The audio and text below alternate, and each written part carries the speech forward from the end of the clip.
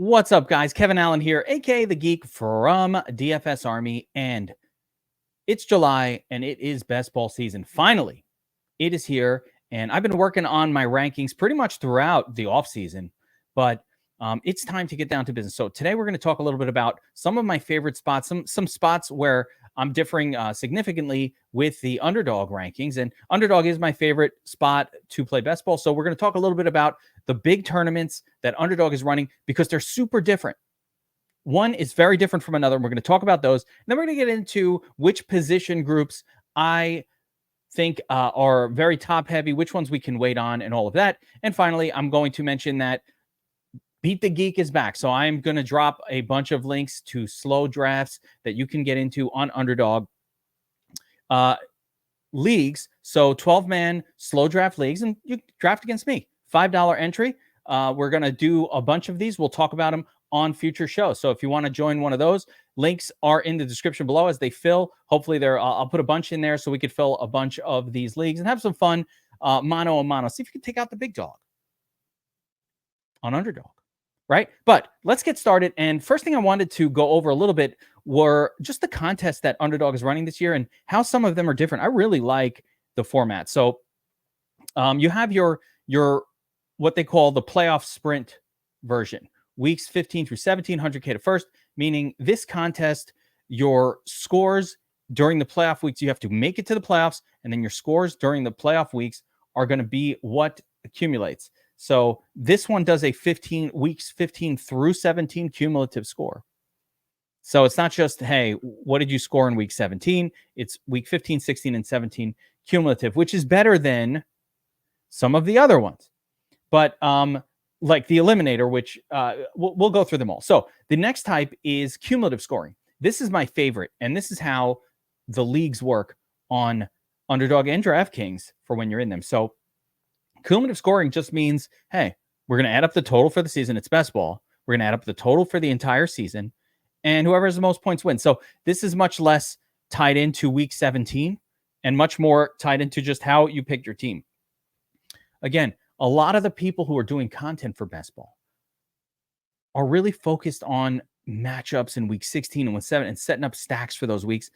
I think those people find that there's so much of that analysis going on that I actually think the edge is doing the opposite and saying, you know what, forget all that. Let's get into these. I think those people will be drafting in the marathon and they'll get eliminated because they're so focused on stacks and correlation and matchups in weeks 16 and 17, because that's what's won these tournaments in the past, that they're not really thinking about producing a well-rounded team. So they're giving up value in order to force those things. So that's how the marathon works. It is cumulative scoring from week 1 to week 17. Here we've got the Eliminator, which is a really different tournament style where you're going to be eliminated every single week. This is really weird. I honestly have not played in that style of contest where they're probably eliminating half the field every single week or some portion of the field every single week until it whittles its way down. So honestly, I have no thoughts on that other than I can't even think of a strategy for it except for taking a really well-rounded team and hoping that your team is really good. And then, of course, the standard tournaments that they run, which tend to, they do the individual week scoring. And these are, for me, my least favorite time. So where no matter what you did in weeks 1 through 14, you start from scratch in week 15, you got to outscore a bunch of people and whatnot and win weeks 15, 16, and 17. So that for me is my least favorite, but that's what they do the most of on Underdog. So be aware of the type of contest that you're entering. Now, when we do leagues, the leagues are just against the 12 people that you're in, and it is a cumulative score. And again, that's what's posted below. I enjoy the leagues because you really don't have to be perfect. So what ends up happening in the league is if you just kind of get your positions right, avoid major injuries, have starters everywhere, and catch a couple of breaks with some late gems, you are going to do really, really well in leagues and win a lot of them. And that's kind of how I've done it throughout the year. So to that being said, let's take a look at my best ball rankings for Underdog available on dfsarmy.com under the season long tab up top on the screen. There it is up top, season long fantasy. So you click season long fantasy. NFL best ball rankings. And you can see here that we have them broken down by position as well as Underdog and DraftKings. So what I've got on screen are my Underdog rankings, right? And you can see here the basics. My ranking, the best ball ranking, and the difference. So you'll see the difference between where I have a player and where he's going in ADP. And this will show spots where I like a player a lot more than ADP or a lot less than ADP. And it's really important to understand that you don't want to be exactly the same as ADP. You're going to be drafting the same as everybody else. So you have to have your leans. And we're going to go through some of those. We're going to go through our top 24 rankings. And I really want to talk about, though, position groups and strategy in this breakdown. So understanding that one of the things I've noted this year, there are very deep groups, specifically at running back and quarterback. And there are very thin groups, specifically wide receiver and tight end this year. So my strategy has been to try to get high-level wide receivers early in the draft, even possibly a luxury tight end in the first couple rounds, in the first 3 to 4 rounds. And then shift focus to running back, and with quarterback being far and away the deepest we've seen. And I think that's messing a lot of people up, to be honest, because some of the quarterback ADPs to me are off. There are great quarterbacks available late that are going to put up monster scores. There's no need to take one early. So yes, do I love having Josh Allen or Jalen Hurts on a team and you get your occasional 30-point games? Sure.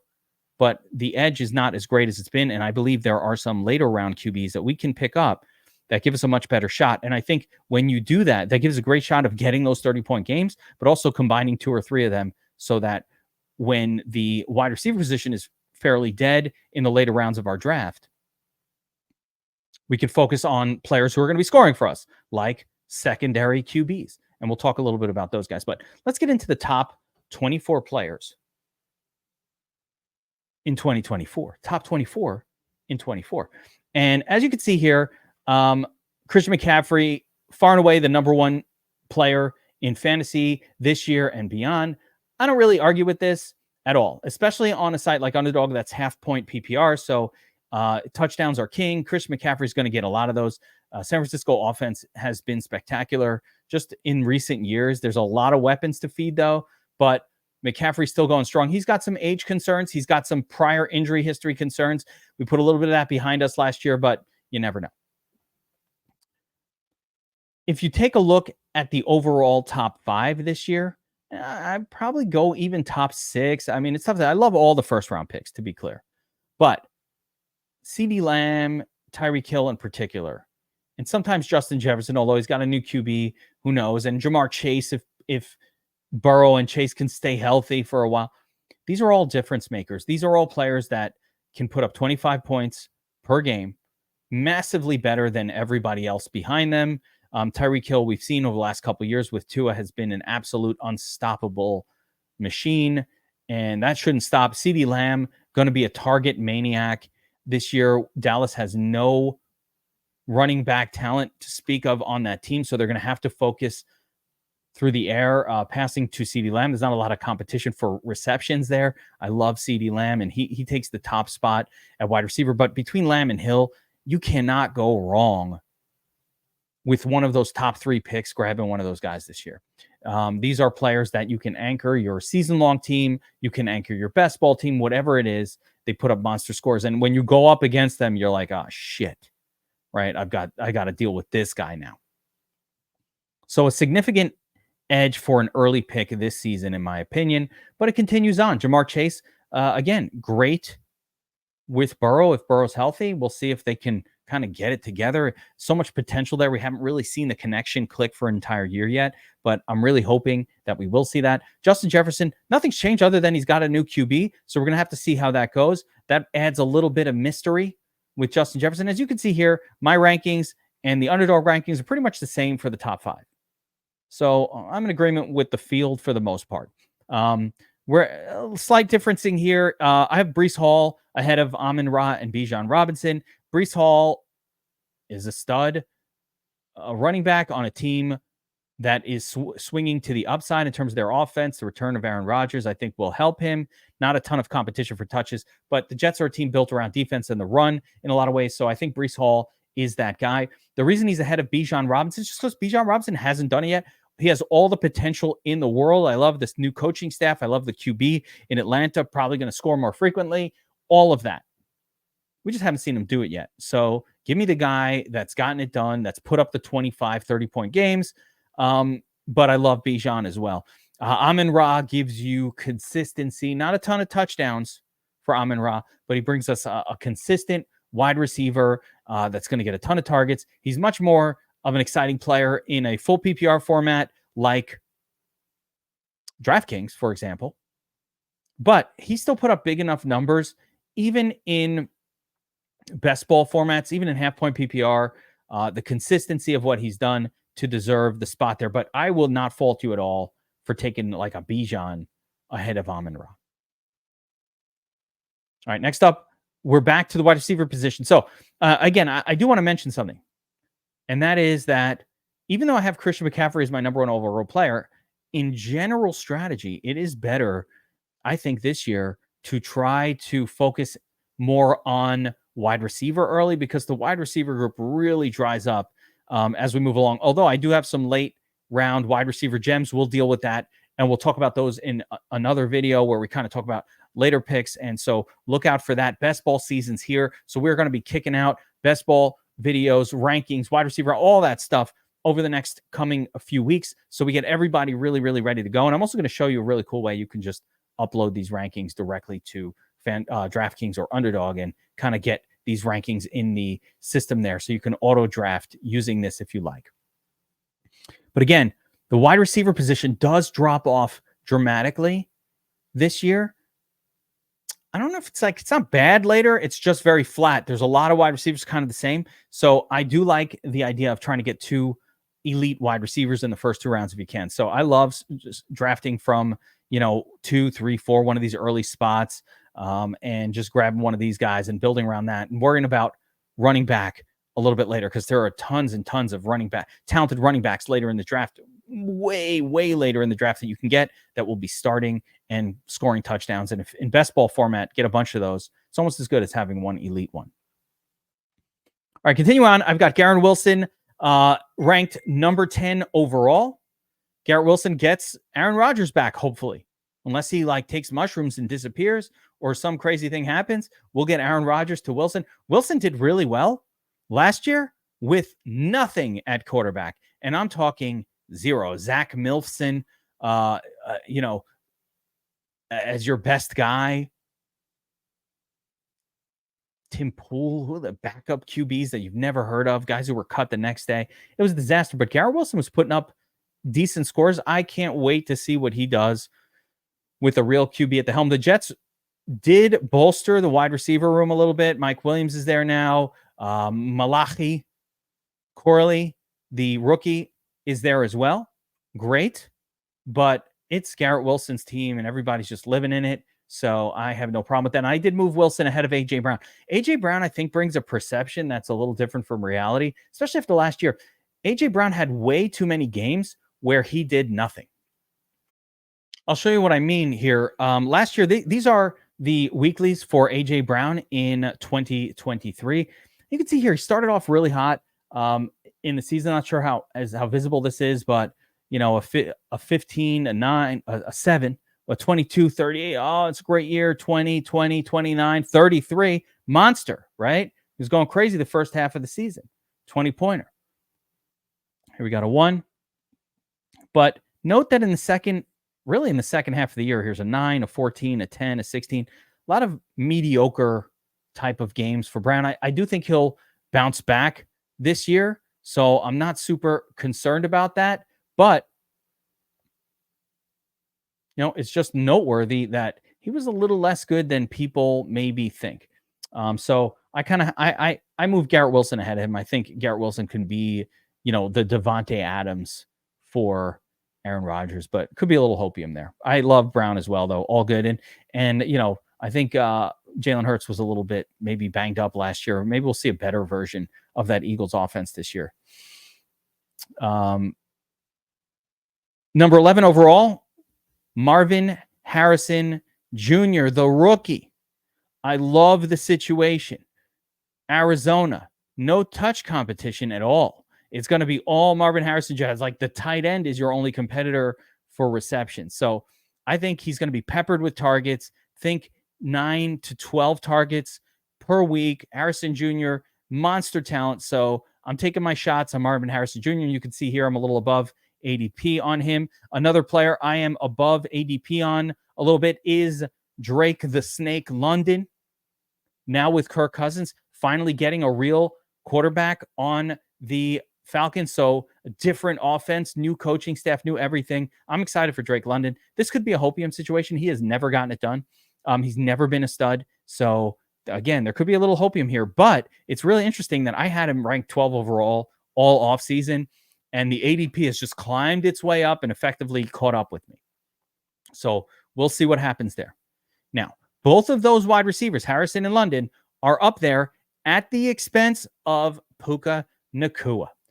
Now, what's wrong with Puka, Kevin? Geek, what are you doing? Well, I'm going to tell you what I'm doing.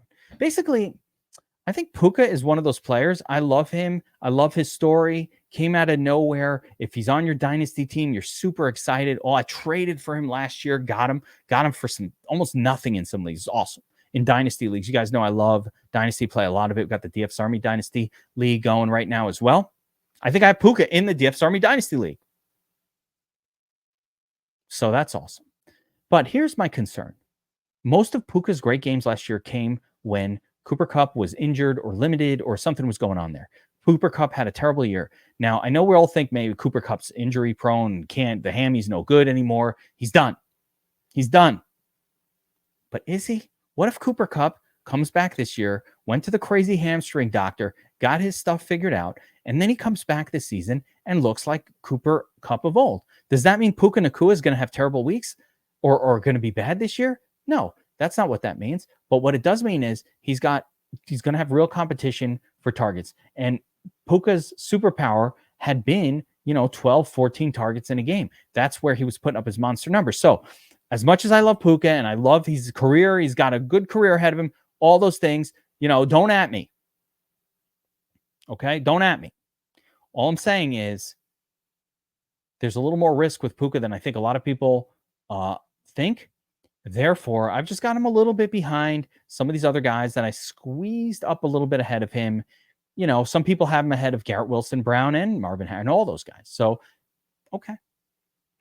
That's just how it is. I'm a little more concerned about Puka and mostly just about Cooper Kupp coming back and being good. So with the same note, I think you get Cooper Kupp a couple of rounds later and maybe get similar production. Like, let me put it like this. Would it blow your mind? Would your head explode? Would you bet massive amounts of money that Cooper Kupp will score fewer fantasy points this season than Puka, assuming both are fully healthy?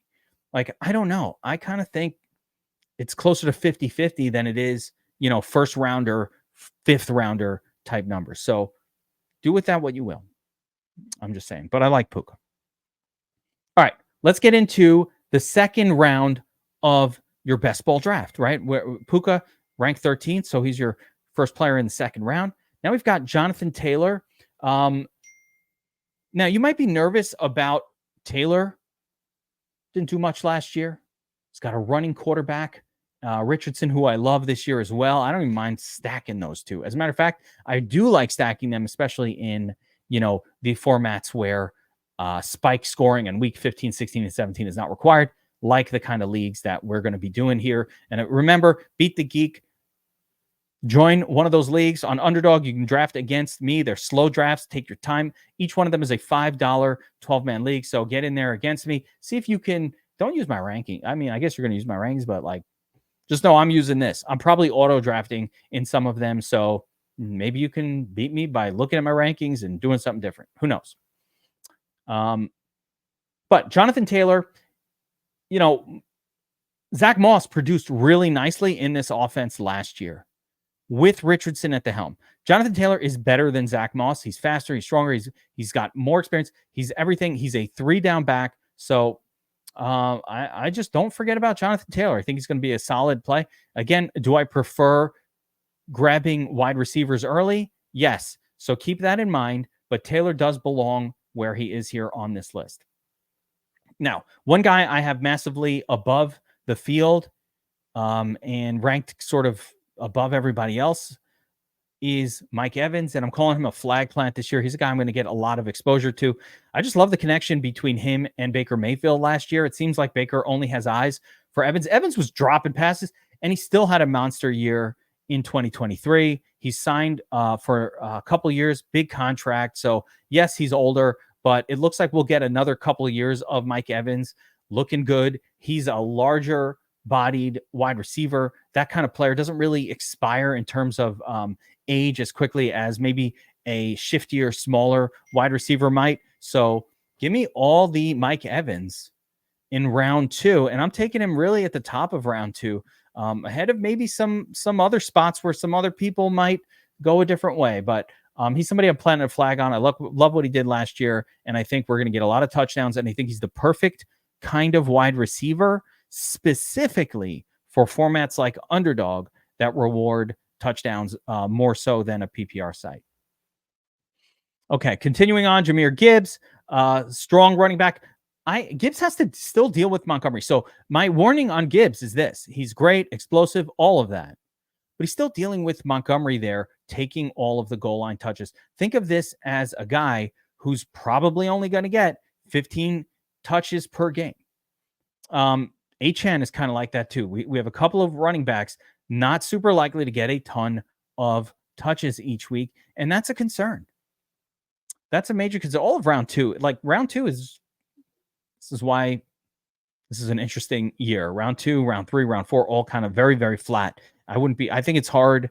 There are a few rounds here. I call it the dead zone where players are really flat. I'll give an example. Do I really think that Jahmyr Gibbs is definitely going to outscore, I don't know, Devontae Smith or somebody you can get even further down like Michael Pittman? I'm not really sure.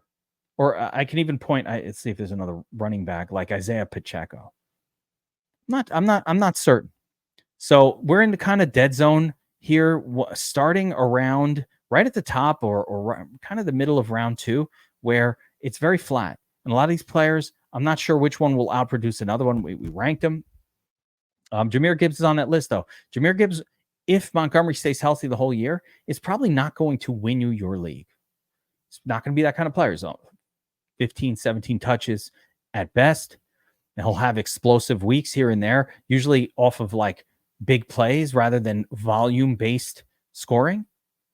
And he's going to lose a lot of his touchdowns to Montgomery. He just will. So those are things to be aware of when you're drafting Gibbs. And I've got him a little below the market for that reason. I kind of just as soon let somebody else get Jahmyr Gibbs this year. There are running backs later that I think will produce just as much. All right. Next up, we've got Devontae Adams. Not a good quarterback situation for Adams, Minshew, or O'Connell. I don't know what the Raiders were thinking this year. They're literally just punting this year away at this moment. Things can change, but even Minshew was able to get the ball last year to Pittman enough for Pittman to be productive. I think if there was a quality quarterback in Las Vegas, I'd have Adams probably right up there with Puka, maybe even ahead of Puka. But because there's the quarterback situation's weird, it's not one where I think that team's going to be scoring a lot of touchdowns. I got him ranked a little bit below where the field has him. Here we have Chris Olave up next. Olave, bit of a cash play type wide receiver. What does that mean? He only scored 4 touchdowns last year. That's the major difference between Olave and other stud wide receivers. He just doesn't score very often. He does get, especially in PPR formats, but even half-point PPR, he's hanging in between 10 to 20 fantasy points most weeks. He's kind of got that Amon-Ra St. Brown like heavy volume role. It's slightly lower than Amon-Ra, but the main issue with Olave has been he's just not getting in the end zone. And I'm not sure if that's going to change anytime soon. So, I mean, we've seen it for a couple of years. It could just be variance, but I think it's just who he is. And the way that team plays, especially the Saints, the way the Saints play, they do a lot of weird stuff at the goal line. All Taysom Hill's in there.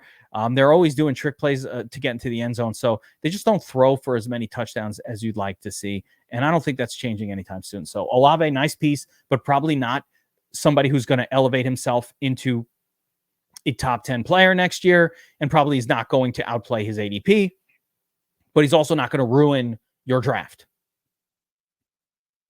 All right, let's continue on through your top 24 players in 2024, top 24 for 2024.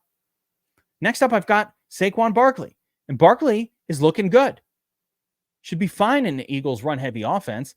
He's going to cede plenty of potential goal line touchdowns to Hurts and the tush push.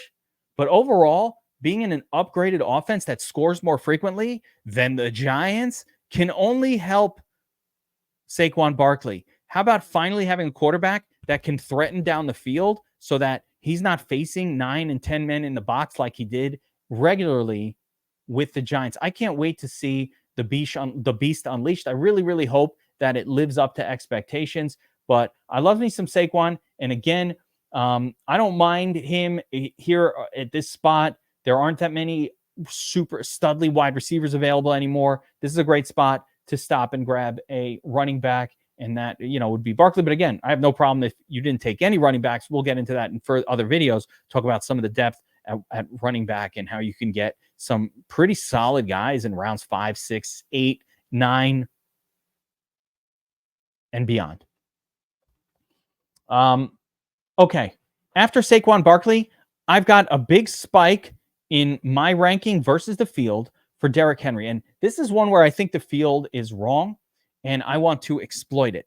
So remember, we've talked about Underdog being a half-point PPR, touchdown-focused site. Derrick Henry on Baltimore, he's going to be a touchdown machine.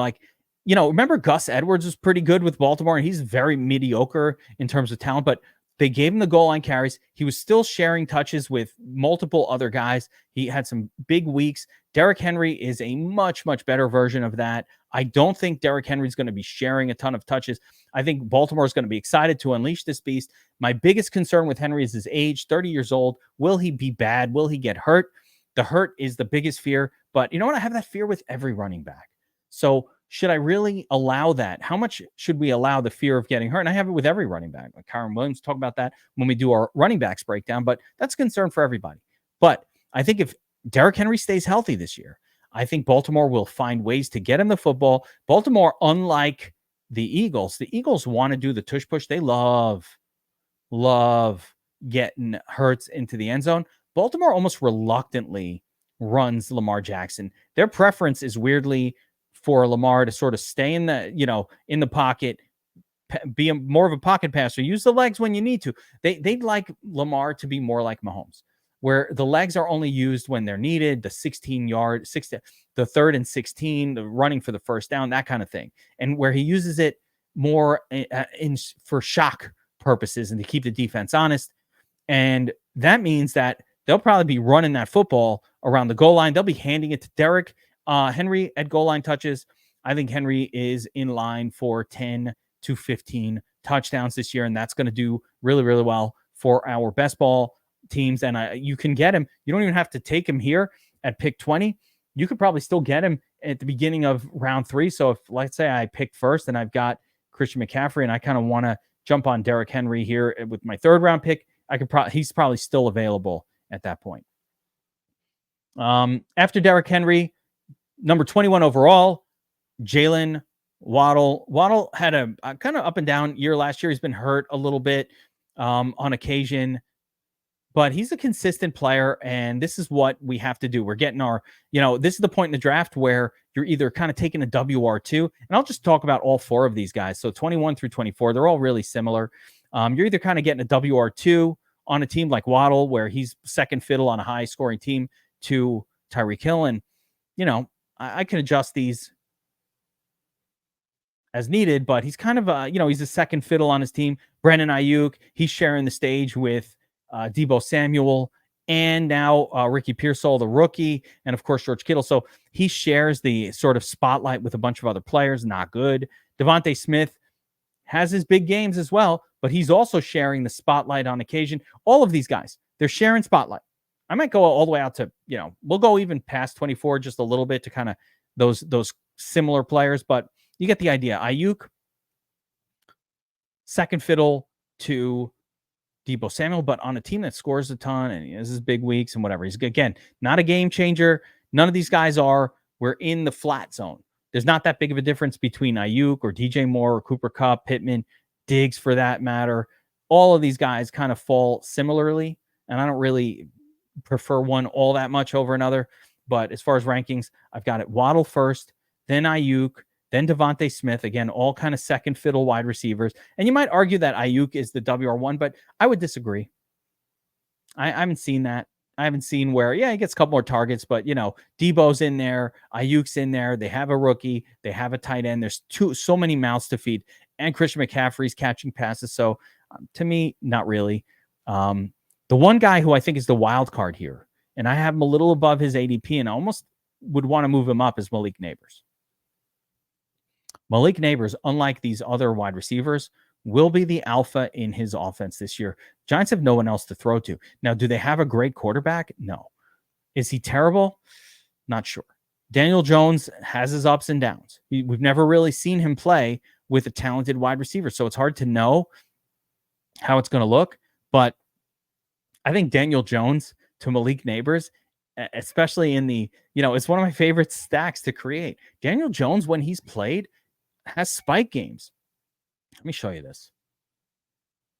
Now, it doesn't happen all the time, but he has his spike games. In week 2 of last year, my guy put up 38 points in one game. That wins you your league that week. Now, it was a bad year for Jones, horrible injuries and everything last year. But if we go back to 2022, also occasional spike weeks. There's a 32-pointer, a 32, a 24, a 22, a 22. You're like, wait, a 27, a 41. Are you shitting me? So at the end of 2022, Daniel Jones was like an exciting QB where, I'm drafting him high next year. Had a rough 2023. Now we all hate him. He had no wide receivers, hurt all year. What does all this have to do with Malik Neighbors? The point is, Daniel Jones, maybe not as bad as people think. He's never had a good wide receiver to throw to. Malik Neighbors is a good wide receiver, maybe even better in terms of talent than Marvin Harrison Jr. So I'm excited about this. This is how you win your tournament. I'm massively above the field. I was massively at one point. Now they're catching up. Again, that's kind of annoying. But I was massively above the field on Malik Neighbors. Now ADP is sort of catching up to where I've had him for all of the offseason. So for your number 24 overall player, it is Malik Neighbors. I'm excited to draft him. And again, if you've taken pick number 1 overall, think about an exciting draft. Or let's say you had pick 2. You get CeeDee Lamb, right? Comes back around. You grab Malik Neighbors. And then on the flip side, you get like a Cooper Kupp or DJ Moore or Pittman, something like that. Bam, bam, bam. 1, 2, 3 stud wide receivers with your first 3 picks. You can move on from there and kind of start looking at grab a luxury tight end, grab a 4th wide receiver, get into that running back group a little bit later. So stick around, hit that like button, make sure you're subscribed to the channel. We're going to have specific positional rankings coming out. We're going to have strategy videos where I'm breaking it down. I'll bring on some guests as well, but we're going to talk, running back position, wide receiver position. There are late round gems. I think that's really how drafts are generally won, with your late round gems. So make sure to be back here and stick around. You're subscribed to the channel, get all the breakdowns, and get ready for Bestball. I do want to show you something else here. If you want to use my projections for Underdog, simply click there. You can download it, download the projections, boom. And then on Underdog, you can go to rankings and you can upload those projections right here. So there's a form down at the bottom here. Yep. CSV upload download, where you can upload your projections, these projections right to Underdog, so that when you're drafting, you'll see them. You don't have to flip back and forth if you want to use my rankings. And again, if you want to beat the Geek, take on your boy in a league. And again, these are 12-man, $5 leagues. I'm putting links in the description below so you can jump in any one of these leagues. I will be drafting in all of them. We will talk about some of these drafts on future breakdowns, so make sure you get into those. I'll be dropping those links in the DFS Army Discord as well. If anybody wants to get in and beat the Geek, take me out. Bragging rights. take me down. So I'll drop some links in there so we can have some fun. That's going to do it for this one, guys. I will be back. Stay tuned, like, subscribe, and I'll see you next time.